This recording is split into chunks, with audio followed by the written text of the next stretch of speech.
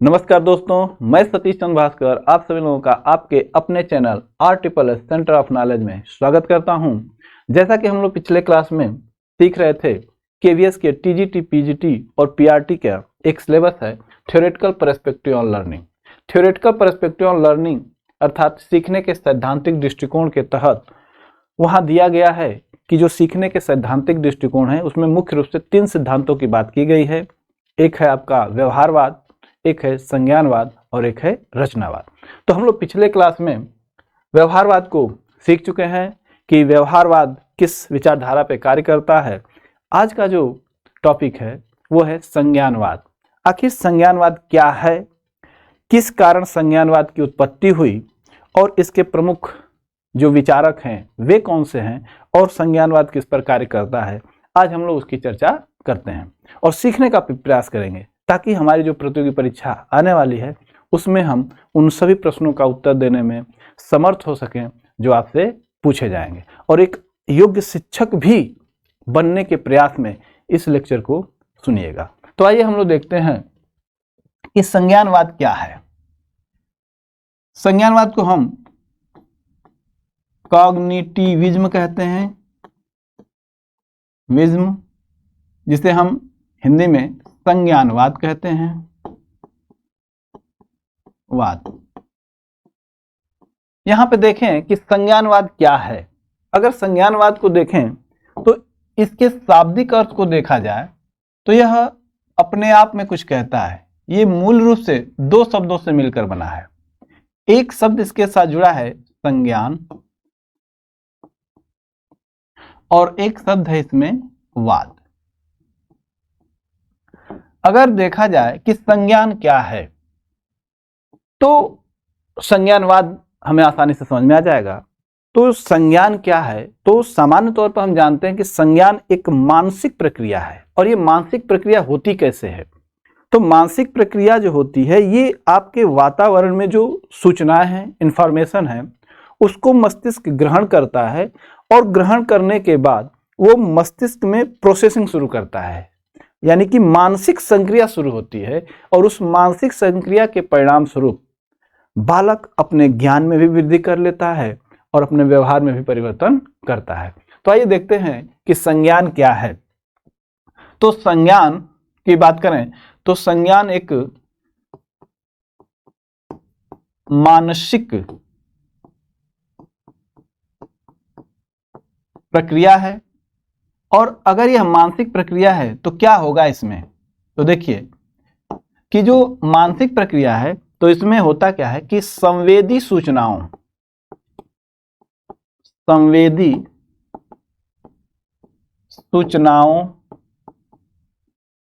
को ग्रहण करके, देखिए संवेदी सूचनाओं का अर्थ यह है कि वे सूचनाएं जो आपको प्रभावित करती हैं। तो मानसिक प्रक्रिया है और यह संवेदी सूचनाओं को मस्तिष्क अपने अंदर ग्रहण करता है और ग्रहण करने के बाद देखिए उसका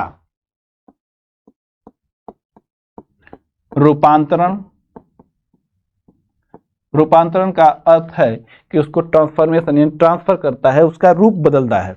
तो उसका रूपांतरण, उसका विस्तरण यानी कि इलोबरेशन, उसका संग्रहण अर्थात स्टोरेज और पुनर्लाभ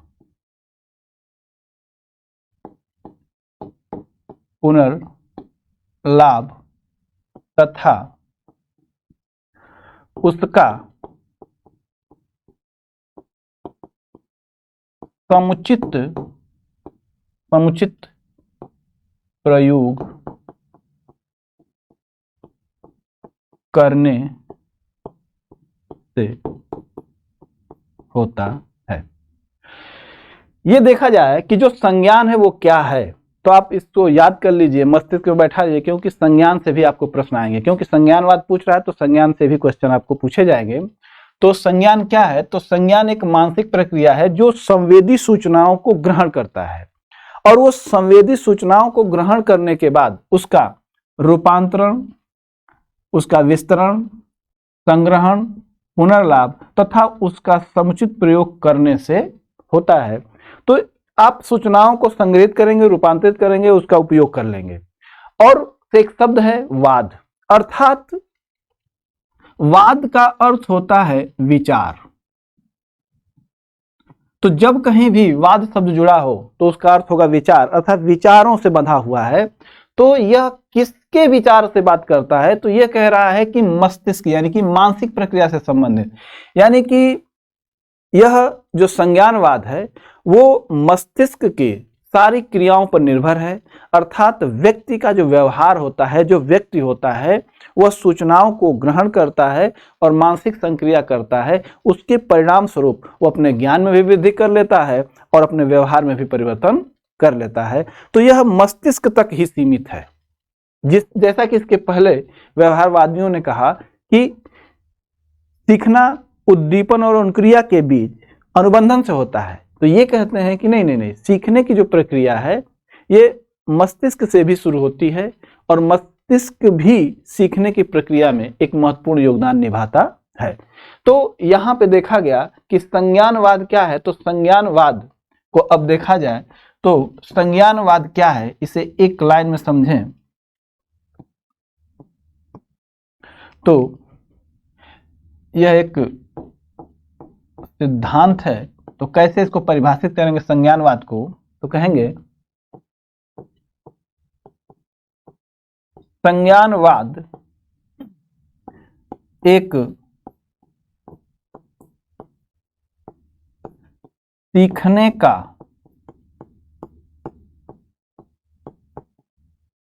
सिद्धांत है जो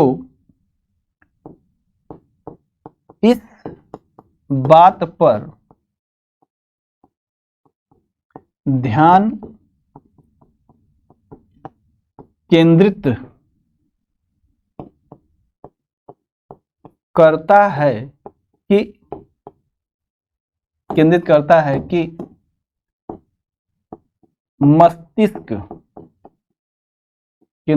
है कि मस्तिष्क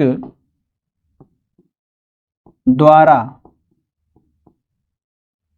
जानकारी कैसे प्राप्त की जाती है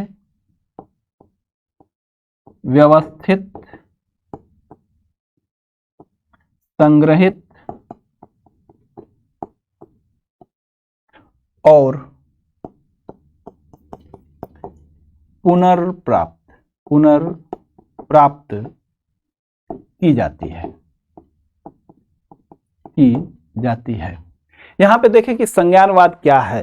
तो संज्ञानवाद एक सीखने का सिद्धांत है। महत्वपूर्ण बिंदु है कि संज्ञानवाद एक सीखने का सिद्धांत है जो इस बात पर ध्यान केंद्रित करता है कि मस्तिष्क द्वारा जानकारी कैसे प्राप्त की जाती है, अर्थात मस्तिष्क कैसे जानकारी को यानी कि सूचनाओं को ग्रहण करता है, उसे व्यवस्थित करता है और सूचना को फिर संग्रहित करता है और उससे पुनर्लाभ यहाँ पे कह सकते हैं, पुनर्लाभ भी कह सकते हैं, या उस सूचना से कई चीजों को पुनर्प्राप्त करता है, पुनर्लाभ उससे ले सकता है। तो यहाँ पे संज्ञानवाद मुख्य रूप से देखा गया कि यह एक मस्तिष्क की या मानसिक क्रिया पर विशेष जोर देता है। अब यहाँ पे हम इसके अगले बिंदु को समझें तो समझ सकते हैं कि जो अगला बिंदु है वो है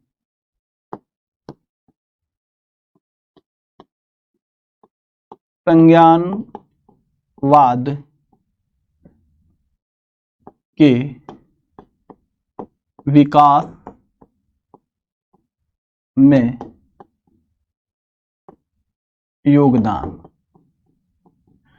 तो संज्ञानवाद के विकास में कौन कौन से मनोवैज्ञानिक हैं या संज्ञानवादी हैं जिन्होंने इसके विकास में महत्वपूर्ण योगदान दिया है। तो यहाँ पे देखें कि इसके विकास में महत्वपूर्ण योगदान देने में अगर बात की जाए तो एक आते हैं मैक्स वर्दाइमर।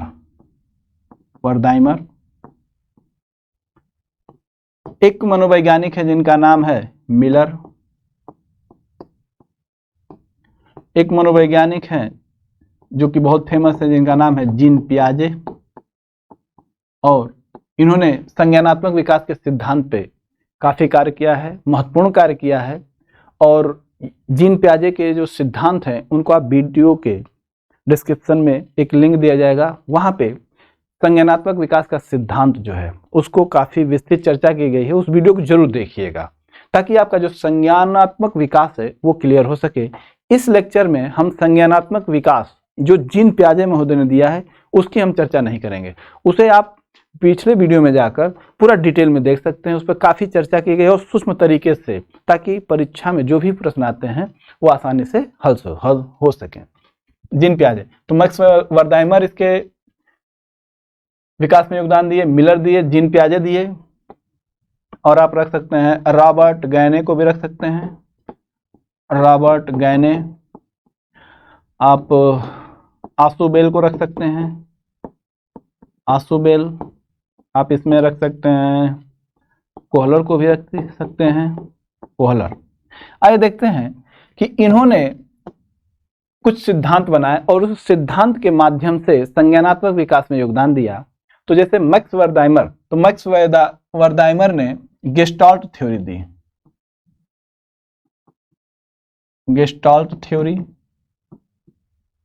और इसे याद रखिएगा, इस पर प्रश्न काफी बार पूछे गए हैं और आने के पूरे चांस बनते हैं कि यहां से प्रश्न आपको बनेंगे जरूर। मिलर महोदय ने जो सिद्धांत दिया उसको कहते हैं information theory, information theory. Jean पियाजे महोदय का है जो कि संज्ञानात्मक विकास, जिसे कि कॉग्निटिव डेवलपमेंट कहते हैं, डेवलपमेंट। एक बात और कि जो भी हम पॉइंट लिखा रहे हैं यहाँ पे आप उससे लिखिएगा जरूर। आप सुनते हैं और उसको लिखते नहीं हैं, तो देखिए लिखने से क्या होता है कि लिखने से वो चीजें 1 से 2 बार आप जब लिखते हैं तो आपके मस्तिष्क में बैठना शुरू हो जाती हैं। इसलिए आप लिखने का जरूर कोशिश करिएगा, क्योंकि अधिकांश तो लोग वीडियो को फास्ट या स्लो में देख लेते हैं लेकिन लिखते नहीं हैं। आप नोट्स जरूर बनाइए, नोट्स बनाने से क्या होगा कि आपको ये चीजें और क्लियर होंगी, इसलिए नोट्स जरूर बनाइएगा। रॉबर्ट गैने ने जो सिद्धांत दिया वो दिया कंडीशंस ऑफ लर्निंग,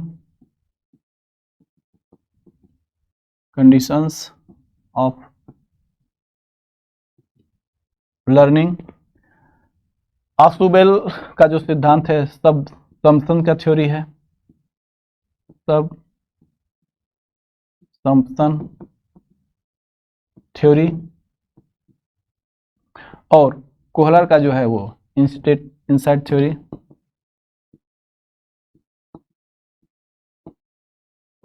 सूझ का सिद्धांत। ये महत्वपूर्ण जो मनोवैज्ञानिक हैं उन्होंने अपने इस सिद्धांत के माध्यम से योगदान दिया। और भी आप रख सकते हैं, जैसे कॉट लेविन को भी रख लीजिए इसमें, कॉट लेविन, और रख सकते हैं टॉलमैन को भी रख सकते हैं, टॉलमैन। और आप इसमें चॉम्स्की को भी रख सकते हैं जिन्होंने भाषा पे काफी कार्य किया। तो यहां पे देखा जाए तो जो संज्ञानात्मक या ये कहें कि संज्ञानवाद के विकास में महत्वपूर्ण योगदान देने वाले प्रमुख जो मनोवैज्ञानिक हैं वो ये हैं। कभी कभी वाद को दे देगा और पूछेगा कि इनका किससे संबंध है, तो आप उसको करने में आप समर्थ हो सकेंगे। आइए हम अगले बिंदु को देखें कि यह जो सिद्धांत है वो कैसे आया, क्यों आया। तो ये जो सिद्धांत है, ये सिद्धांत के आने का मुख्य कारण है व्यवहारवाद। तो हम कह सकते हैं, अगले बिंदु में समझते हैं कि संज्ञानवाद के विकास का कारण। तो जो संज्ञानवाद है इसके विकास का जो मुख्य कारण है वो है व्यवहारवाद, व्यवहारवाद, जिसको कि हम बिहेवियरलिज्म कहते हैं।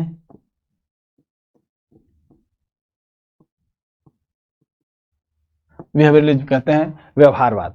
आइए देखते हैं कि आखिर व्यवहारवाद क्या कहता है।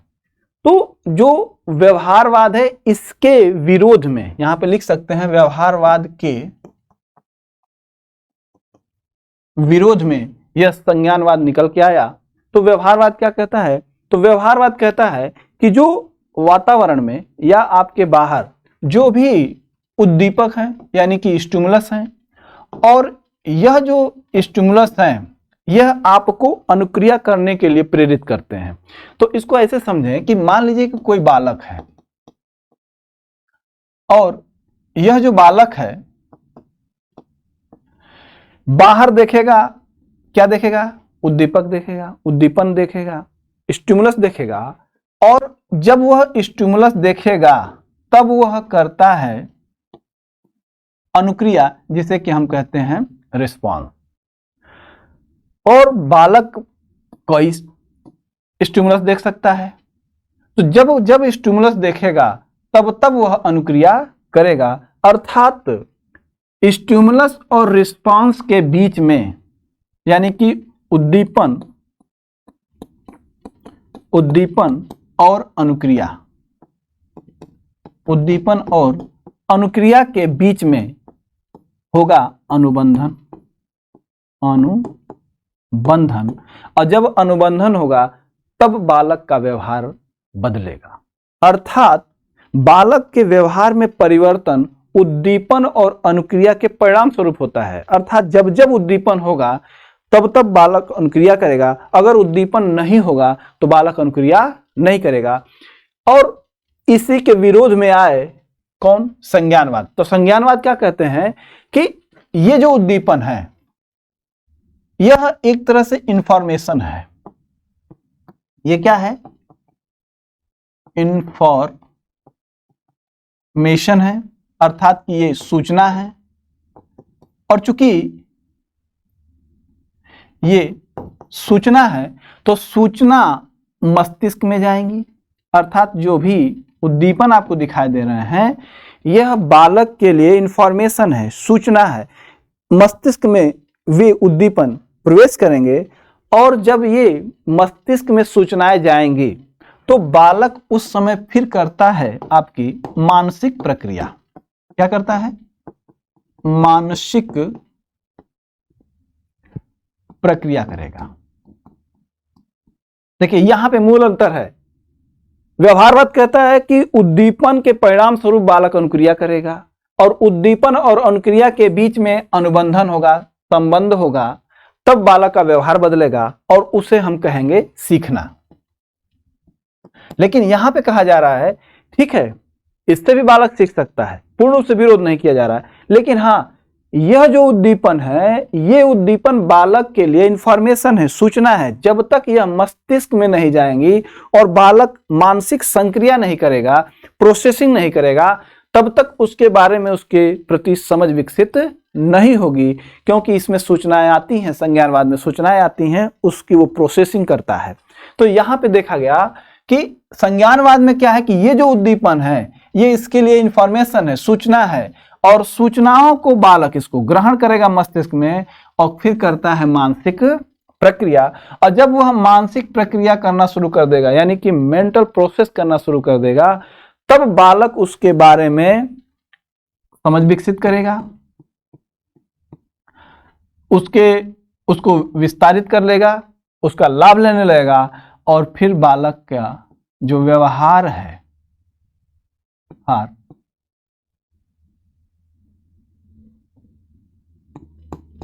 व्यवहार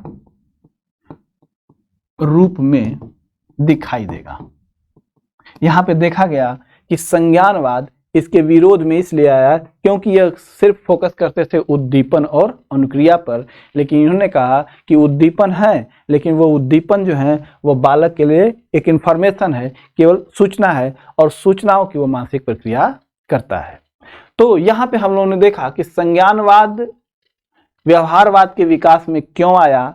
इसलिए आया क्योंकि यह उद्दीपन अनुक्रिया की बात करते हैं, अनुबंधन होता है, तब बालक व्यवहार में परिवर्तन करता है और सीखता है। लेकिन ये कहते हैं कि नहीं नहीं नहीं, उद्दीपन जो है वो एक तरह से उसके लिए सूचनाओं का काम करते हैं और वो मानसिक प्रक्रिया के माध्यम से उस सूचना के प्रति समझ विकसित करता है और अपने व्यवहार में परिवर्तन करता है। आइए हम इसका जो महत्वपूर्ण बिंदु है वो है संज्ञानात्मक दृष्टिकोण के जो मुख्य बिंदु हैं उसकी बात करते हैं, जिस पर अधिगम आधारित है। तो आइए सीखते हैं यह संज्ञानवाद के दृष्टिकोण।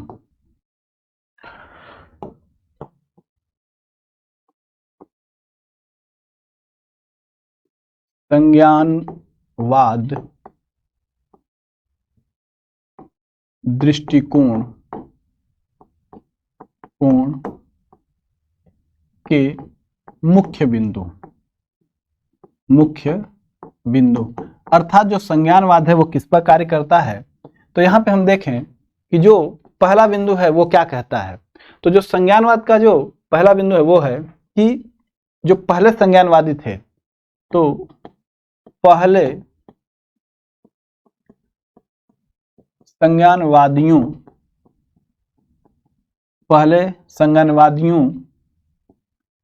ने अंतर्दृष्टि इसको समझ कर लीजिए, समझ, अंतर्दृष्टि अर्थात समझ पर विशेष जोर दिया, लेकिन आधुनिक संज्ञानवादियों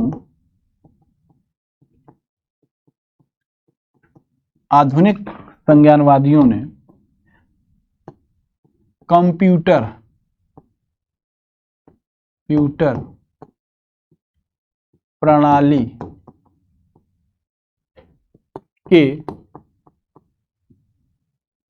कंप्यूटर प्रणाली के संचालन के समान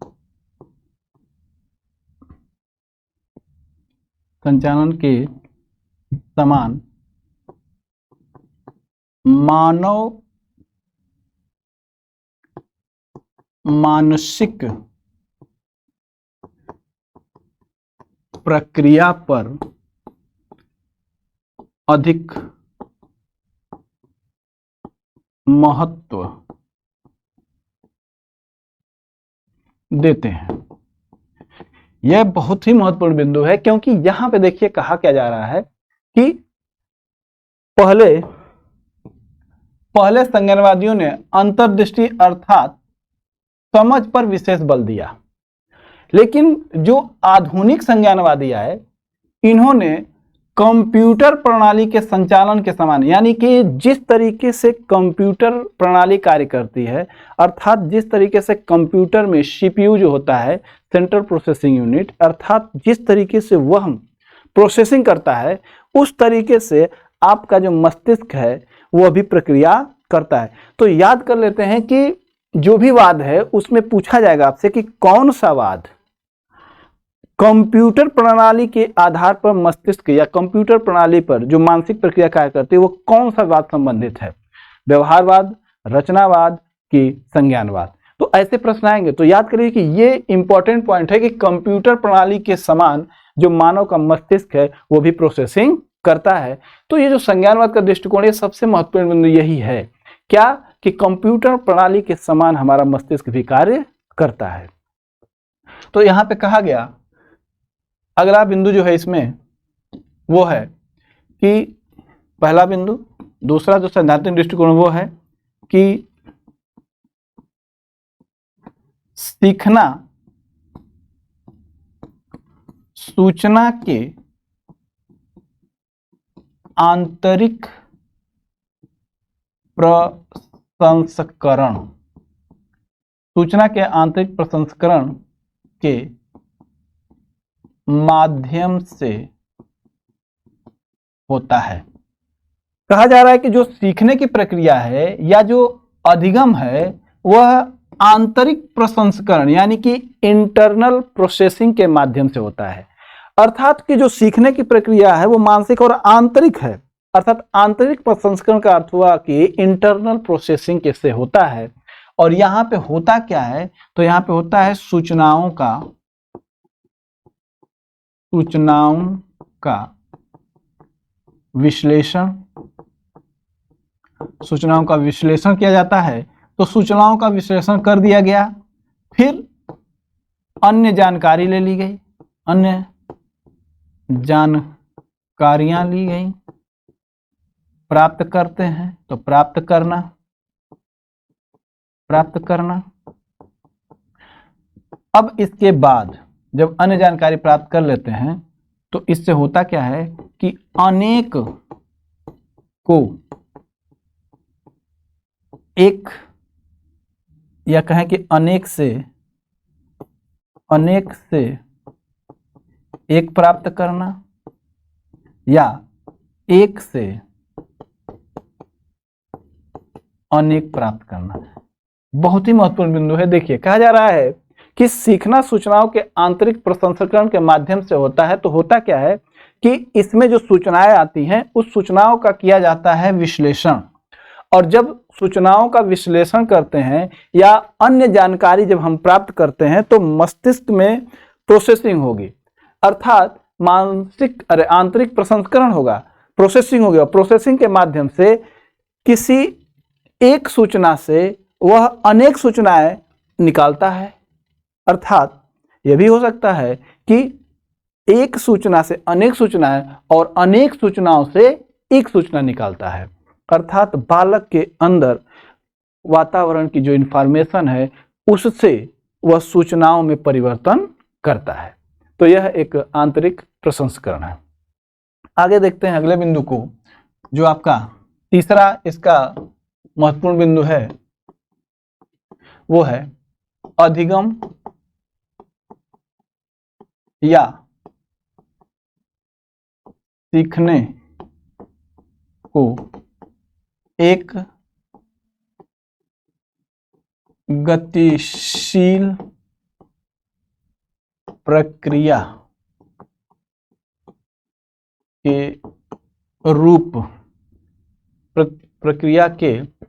रूप में माना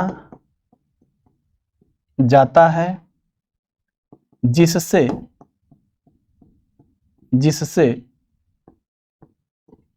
संज्ञानात्मक संरचनाओं में परिवर्तन होता है।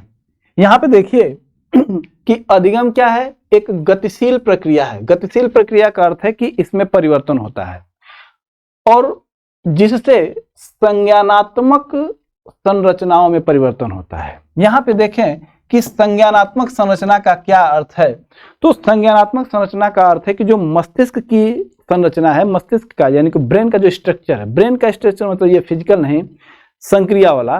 तो जो मस्तिष्क की संरचना है, मस्तिष्क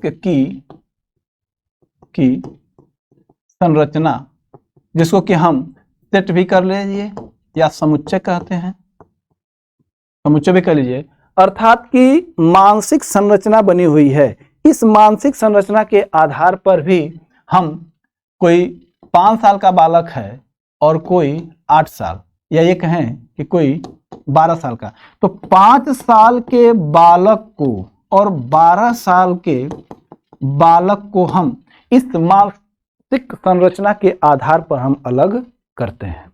क्योंकि एक जो 5 साल का बालक है उसकी मानसिक संरचना यानी जो मस्तिष्क का सेट है, समुच्चय बना हुआ है, वो अलग है। और जो 12 साल का बालक है इसका जो मानसिक संरचना है या मस्तिष्क का जो सेट बना हुआ है, समुच्चय बना हुआ है, वो अलग है। इसके आधार पर हम अलग करते हैं। तो कहा गया कि अधिगम एक गतिशील प्रक्रिया है, अर्थात कि यह अवस्थाओं से होकर गुजरता है, तो इसमें परिवर्तन होता है। तो कहा गया कि जिसमें संज्ञानात्मक संरचनाओं में परिवर्तन होता है, तो संरचनात्मक संरचनाओं में परिवर्तन होने के कारण ही 2 बालकों में हम विभेद करते हैं। आइए अगले बिंदु को देखें। इसका जो अगला महत्वपूर्ण दृष्टिकोण या ये कहें कि महत्वपूर्ण बिंदु है वो है संज्ञानात्मक संरचनाओं में तीन प्रकार, संरचनात्मक संरचनाओं में या ये कहें संज्ञानात्मक या संरचनाओं में तीन प्रकार से परिवर्तन होता है। ये बहुत महत्वपूर्ण बिंदु है कि संज्ञानात्मक संरचनाओं में किस तरीके से परिवर्तन होता है। तो वो तीन प्रकार से परिवर्तन होता है। वे तीन प्रकार कौन कौन से हैं? तो देखिए, 1, 2 और आपका ये तीसरा। पहला है विभेदीकरण। विभेदीकरण जैसे कि हम डिफरेंशिएशन कहते हैं। दूसरा है सामान्यीकरण।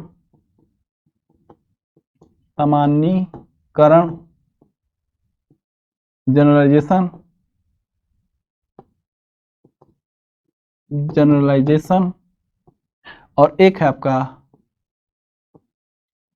पुनर्संरचना, जिसको कि हम पुनर्संरचना या पुनर्गठन भी कहते हैं। गठन भी कहते हैं, जिसको कि हम अंग्रेजी में रीस्ट्रक्चरेशन भी कहते हैं। पेपर में ये जो विभेदीकरण, सामान्यीकरण और पुनर्संरचना है, इससे आने के पूरे चांस बनते हैं। इसे बहुत बारीक से समझिए। क्या कहा जा रहा है कि संज्ञानात्मक संरचनाओं में तीन प्रकार से परिवर्तन होता है: विभेदीकरण, सामान्यीकरण और पुनर्संरचना या पुनर्गठन। आखिर ये है क्या? तो देखें कि विभेदीकरण क्या होता है। तो विभेदीकरण में क्या होता है कि विभेद करना बालक सीख जाता है, भेद करना सीख जाता है, उसको अलग अलग करना सीख जाता है। तो कैसे? यहां पे कहेंगे कि अधिगम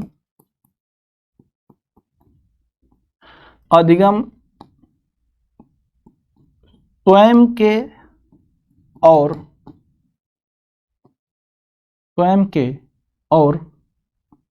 अपने वातावरण को विशिष्ट पहलुओं के मध्य से प्रारंभ होता है। अर्थात देखा जाए, कहा जा रहा है कि अधिगम स्वयं के और अपने वातावरण के विशिष्ट पहलुओं के मध्य से या माध्यम से, कह सकते हैं इसे, माध्यम से प्रारंभ होता है। अर्थात जो बालक है उसके अंदर सीखने की जो प्रक्रिया है वो स्वयं से शुरू होती है और उसके वातावरण से शुरू होती है। जैसा कि बालक को देखिए, कोई शिशु है तो जो बालक है वो करता क्या है? जैसे देखिए कि कोई बालक है,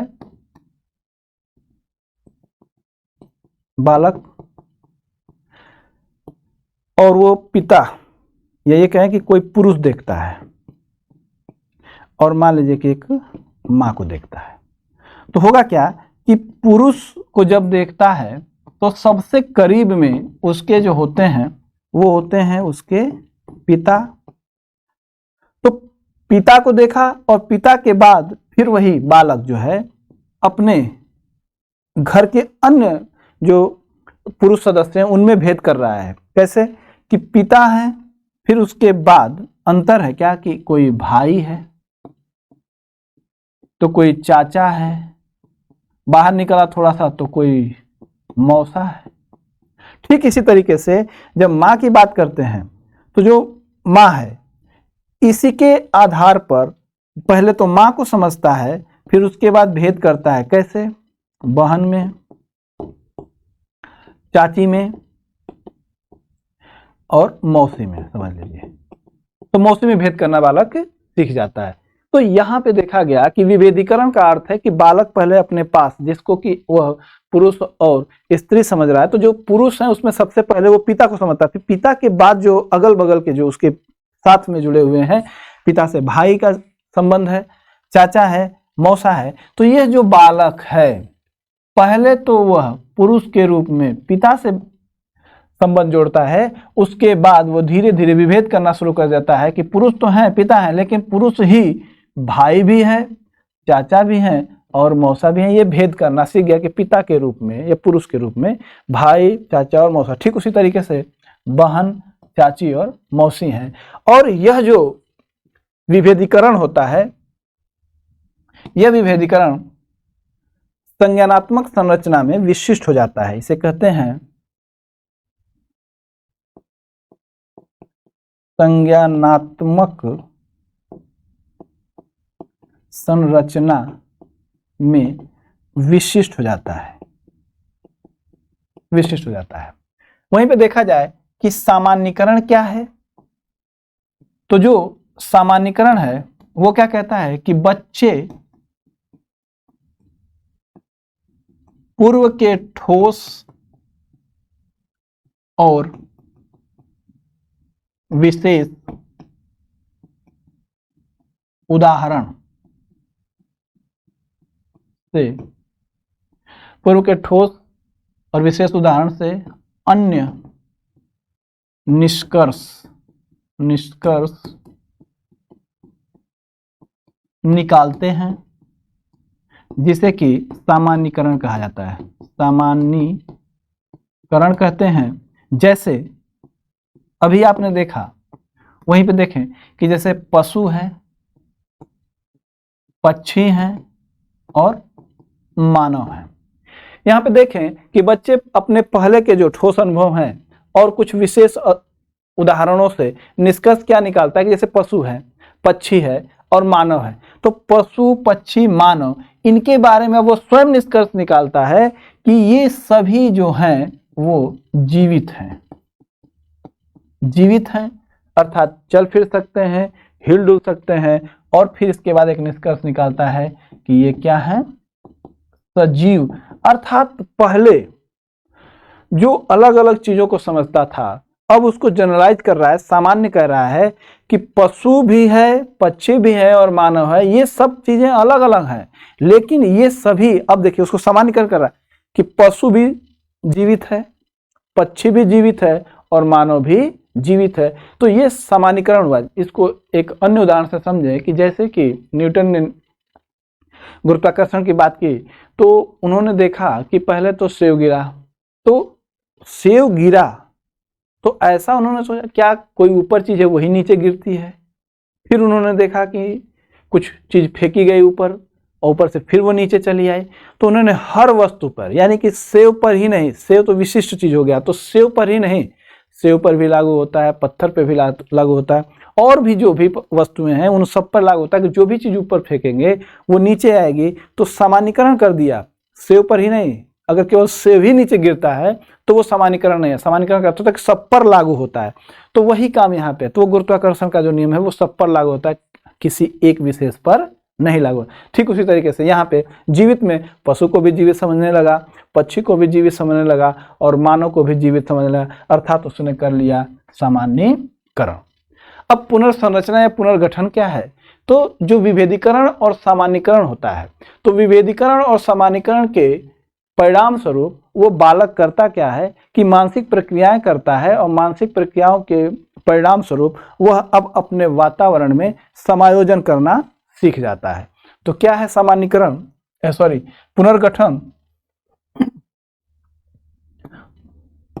देखिए पुनर्गठन, तो पुनर्गठन में क्या होगा, विभेदीकरण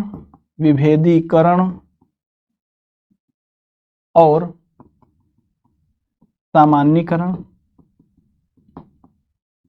विभेदीकरण और सामान्यीकरण की प्रक्रियाओं में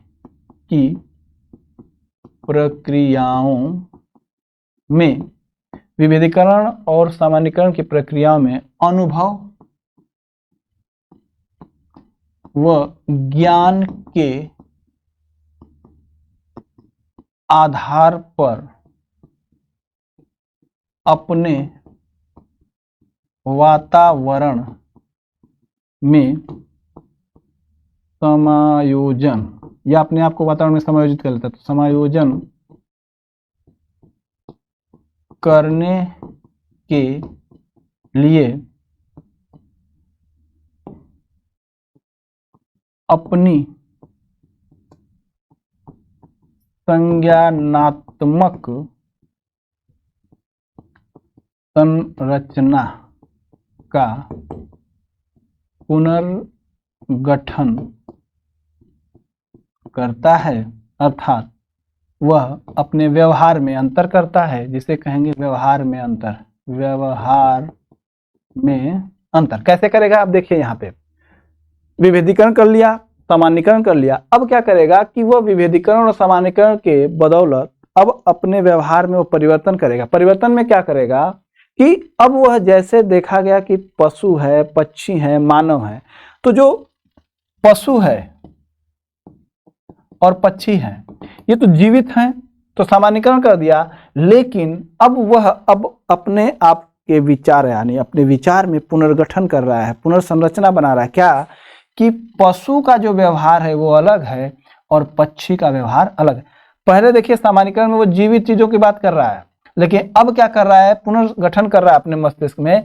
पशु और पक्षी जीवित तो हैं, लेकिन जो पशुओं का व्यवहार है वो अलग है और पक्षी या मानव का जो व्यवहार है वो अलग है। तो यह जो अलग अलग उनको करके समझ रहा है अपने अंदर, यही है पुनर्गठन। पहले उनको सब कुछ जीव समझ रहा था, अब उसने क्या किया कि इनके व्यवहार का मूल्यांकन किया, अवलोकन किया और कहा कि पशु अलग है और पक्षी अलग है। तो यहाँ पे हम लोगों ने देखा कि जो बालक होता है अपनी संज्ञानात्मक संरचनाओं में परिवर्तन 3 प्रकार से कर सकता है: विभेदीकरण, सामान्यीकरण और पुनर्संरचना। इसे आप पुनः वीडियो को दोबारा रिपीट करके देख सकते हैं। आइए अगले दृष्टिकोण के मुख्य बिंदु को देखते हैं।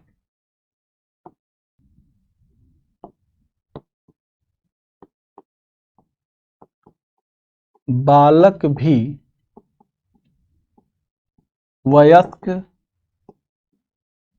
के समान चिंतन कर सकते हैं, लेकिन चिंतन कर सकते हैं, लेकिन उनकी चिंतन क्रिया, गुण और मात्रा में वयस्कों से भिन्न होती है और अपने आप में विशिष्ट होती है। देखिए यहाँ पे जो इसका दृष्टिकोण है वो कहता है कि बालक में भी वयस्क के समान चिंतन कर सकते हैं, यानी कि बालक भी वयस्क के समान चिंतन तो कर सकते हैं, लेकिन उनकी जो चिंतन क्रिया होती है उनके गुण और मात्रा में वयस्कों से भिन्न होती है और अपने आप में विशिष्ट होती है। इसका कारण ये होता है कि जो बालक हैं, बालक और जो वयस्क हैं, इसका मूल अंतर यही है कि अगर बालक भी चिंतन कर सकते हैं वयस्कों के समान, लेकिन होता क्या है कि इनका जो सेट है, सेट यानी कि समुच्चय अर्थात मानसिक संरचना, जो मानसिक संरचना है वह इन वयस्कों से भिन्न है। नहीं तो यह भी वयस्कों के समान चिंतन और तर्क कर सकते हैं। लेकिन हाँ, इस अवस्था में जो बालक है यह भी अपने अवस्था में जो चिंतन करता है, मानसिक संक्रिया करता है, वह अपने आप में क्या है? विशिष्ट है। तो हम लोगों ने यहाँ पे देखा, सीखा कि संज्ञानवाद क्या है, संज्ञानवाद के महत्वपूर्ण बिंदु क्या हैं। हम लोग इस वीडियो को अगर थोड़ा लंबा हो और हमने थोड़ा लिख लिख कर बताया है तो आपको लगता हो कि समय अधिक लग रहा है, तो आप वीडियो को थोड़ा स्पीड में चलाइएगा, थोड़ा स्पीड बढ़ा के देखिएगा, लेकिन हाँ पूरे बिंदु को देखिएगा, सारे बिंदु को अपने अंदर समझने की कोशिश करिएगा ताकि प्रश्न हमसे छूटे ना। एक बात और है कि हम आज से एक से अधिक वीडियो देंगे क्योंकि आप लोगों की मांग है कि सर पेपर आ गए हैं और समय कम है, इसलिए वीडियो का समय बढ़ाइए। तो हम पूरी कोशिश करेंगे कि आपका जो सिलेबस है वो अब से 10 दिन के अंदर या उससे पहले ख़त्म कर दें। वीडियो हमें ज़्यादा देनी पड़ेगी, हम वीडियो ज़्यादा देंगे, लेकिन आपका कोर्स समय से ख़त्म करेंगे। यहाँ पढ़िए और जो कोई किताब हो उससे ऑब्जेक्टिव भी करते रहिए। समय अगर मिलता है तो मैं सारे टॉपिकों को अलग अलग मैं ऑब्जेक्टिव भी करा सकता हूँ। अगर समय नहीं मिलेगा तो हम फिर ऐप के माध्यम से आगे की पढ़ाई करेंगे, अगर समय मिलता है तो। ठीक है, मिलते हैं अगले वीडियो में। धन्यवाद।